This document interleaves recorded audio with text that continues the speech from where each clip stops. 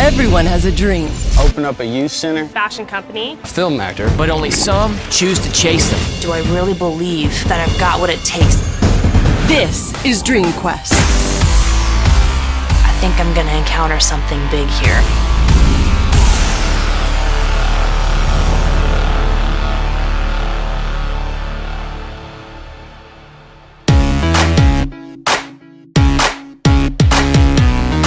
I'm just gonna ask you some questions, and I want you to answer. I'm gonna write some notes, and it'll kind of help us. I've really enjoyed getting to know Matt. He is a fun guy. He truly does make everybody feel special when they're around him. His dream is to be an actor, and he'll never be happy or successful in pursuit of that without a game plan. That's why Courtney and I want to sit down with him, because that's going to be the key to his success, and that's going to be the key to his happiness. When I moved to New York, I kind of went out there just to test it out and see how it would feel like. When I was there, I kind of freelanced. I didn't really get an agency. I didn't really get a manager. I was kind of on my own. And I feel like the next step in that would be to get involved and get connected with an agency and get a manager to get those auditions and get more coming that I can actually audition for. So if you leave this show and you go home, what are some steps I can take right then? The homework that Courtney gave me was 3 things to do in Jacksonville when I get back and 3 things to do when I get to LA. In Jacksonville, the main thing I have to do is disconnect from me feeling like I have to stay there to make people be happy. I need to do this for myself and go to LA, and when I get to LA, I need to go in overdrive. I need to get a manager, I need to get an agency, I need to get a house, I need to get a job to support myself while I'm living there. I want to look back and be like, wow, I did this, I did that, I did this. Like, what didn't I do? I want to do everything. Let's go grab some dinner. It's kind of self-serve, so get some food and we're gonna relax together for a while. Okay, so maybe that wasn't exactly true. In fact, we had a couple major surprises still up our sleeves. I feel like you guys are gonna spring something on us. Like you're like getting us ready, like calming us down, like family dinner, and there's gonna be like another Then challenge. water balloons are gonna fall from the sky. You guys have a surprise for us? I don't know, why you would be suspicious?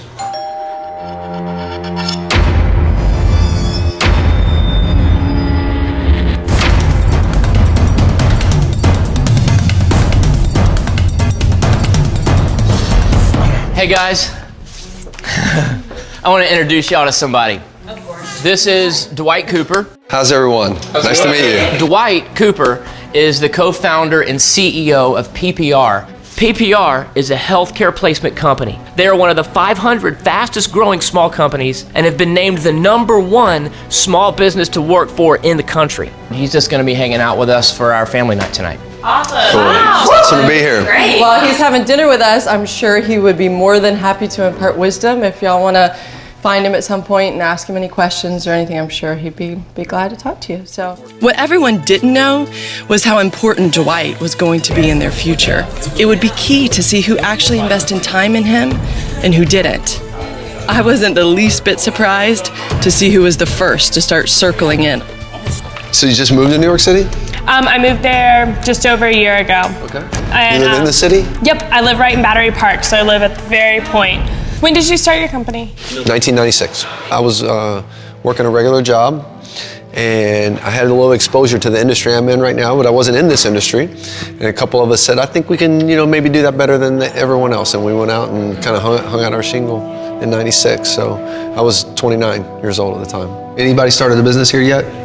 I'm in the process of starting. You're starting one now? Mm-hmm. Yeah, you learn very fast. My partner, I started with a business partner, and we invested all of our savings at the time, which was $10,000, all combined, and we started the business out of my house. By the end of the first year, I had 3 people in cubes inside my house.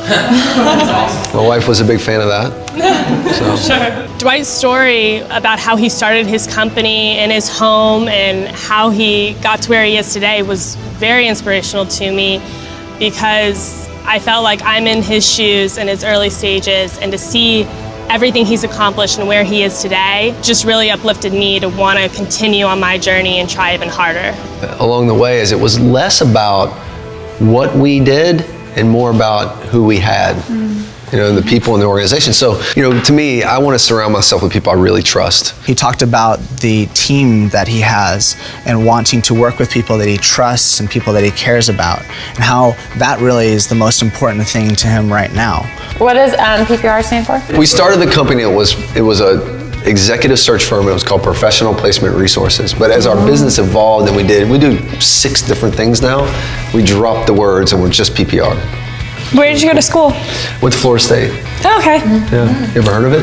Oh, yeah. When I first started my business, like I said, I was young and I had a couple of ideas. Number one, I wanted to be my own boss, and number two, my other goal was at the time, I want to make a lot of money. Those were sort of the 2 things, and it wasn't long into my business that I figured out there was so much more to it than that. To me, we've gone through lots of ups and downs in our business. We've had large offers to buy our business.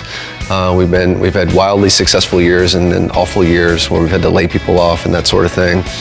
And there's nothing to me more important than all those relationships that we went through it together. If there's nothing I would trade for going out and having to tackle huge obstacles with people I really care about.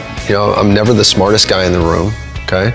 But I've always had the great fortune of being able to build those relationships. And I don't know how much you guys know about the concept of emotional intelligence. You ever heard of that concept? I know they're teaching that in school nowadays. When I was growing up, they didn't teach that in school. Who knows the difference between empathy and sympathy? Can anybody describe what each of those mean? Sympathy is where you can feel what somebody's going through, or you can give comfort to them. And empathy is where you've been through the same thing that they've been through and can connect on a different level. Pretty close. So sympathy, I always think of that I feel sorry for. I sympathize with them or for them. Empathy is I understand. Right? And so we all are different people, right? And all day long you're going to deal with different people. And if you're going to be really, really successful at building great relationships and being a good leader and having people follow you, empathy is one of the most important traits that you can have. And that means I get where you're coming from. Being able to do that with customers is critically important. And being able to do that with employees, man, I tell you, that's the biggest lever that you have. And here's the good news, if you don't have great empathy and you haven't mastered being emotionally intelligent yet, it's actually something that can be learned. Looking back over the last couple of weeks, I think that I could have done a better job of being an influencer into people's lives, into several people's lives that I'm thinking about specifically. Some of it was that I think I focused a little bit too much on my own desire to win the competition and sacrifice probably some of an opportunity to impact other people's lives. When we started our business, I told you I had no idea how to run a business, right? So what did I do about that? Well, I had to make lots of sacrifices, and one of the sacrifices is that I spent all of my free time trying to learn, right? I couldn't watch TV, I couldn't go out to dinner. I had to learn. One way to learn is by talking to people who have been there before. Every now and then, 2 or 3 times a year, I'll get a young person to call me and say, listen, I'm thinking about starting a business. I want to come pick your brain. You know what I say every time? I say yes, right? And for the first 5 years of my business, every week I tried to talk to somebody I can learn from. I reached out to strangers all the time. And I said, hey, I have some challenges. I've heard about you. I know you're doing great things. I know you're a great person. Will you let me come talk to you? No one ever said no. He is exactly what I need. He's someone that I know that I could call up when I get back to Jax and, have coffee or lunch with him, and he would take me from his point A to his present. And I really respect that and value that. Dwight had told me, sit down with somebody on a weekly basis, get to know them, get to know what they're doing, ask them, what happens when a door closes in your face, what path do you take? So I'm definitely going to go down that road when I get home. I need to actually go to those people instead of, hey, I would love to help you, here's my number.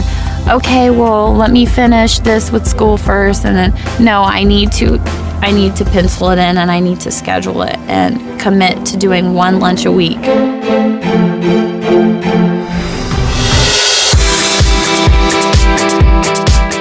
That is probably a perfect point in this conversation to deliver our next cue card. So I would like to go ahead and give this card to Matthew. The cue card says, "Don't judge each day by the harvest you reap, but by the seeds you plant." One day, our personal achievements will come to an end, but what we invest in others will live on. And that's exactly what Dwight has been talking to us. And I hope you guys have really been taking that in. And he'll be around for us to continue to talk to a little bit more. But this is really exactly what the theme of tonight is.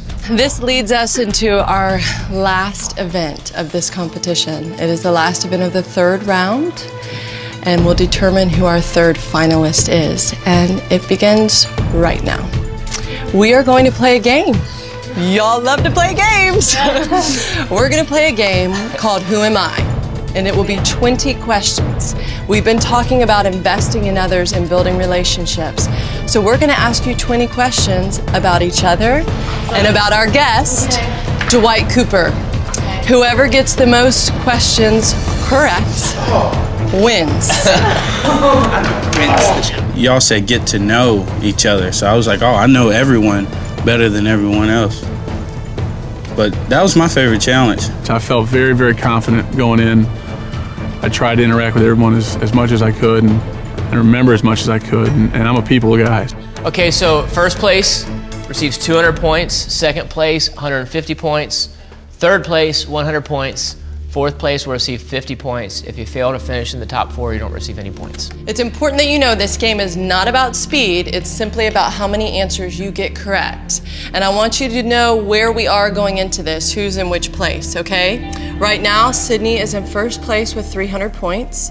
Holden is in second place with 250 points. And Jalisa and Kylie Jean are tied in third place with 150 points each. This was it, the last chance for someone to join Sydney and Holden in the finals, win a chance to pitch and possibly win their dream. Kylie Jean has the best opportunity to do that, but only if she wins the event and if Sydney and Holden are nowhere near the top. I loved the game challenge. I think that was my favorite one because I felt like I would do really well in it because I felt like I got to know every single cast member, really good.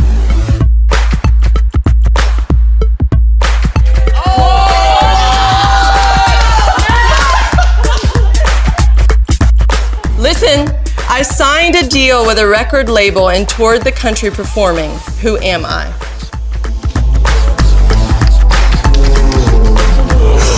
Okay, turn your boards around. Timmy just...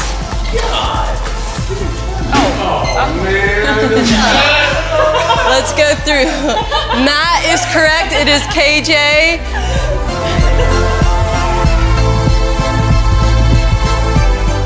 Next question. I was recently a part of a film entitled Chloe, Who Am I? Turn your boards around. Yes, Matt is the correct answer. So, Matt got his correct, Kylie Jean got it correct, Holden got it correct, and Jalisa got it correct. When we first started it, I was like, oh, well, I know everyone. I've talked a lot to everyone here, and I know a lot about them. And I was just trying to ask questions. So looking around, I'm like, I feel kind of bad. How did I not know this about you?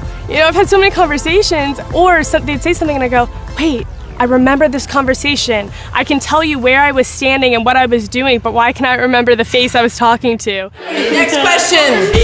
I have been pursuing my passion since I was 5 years old.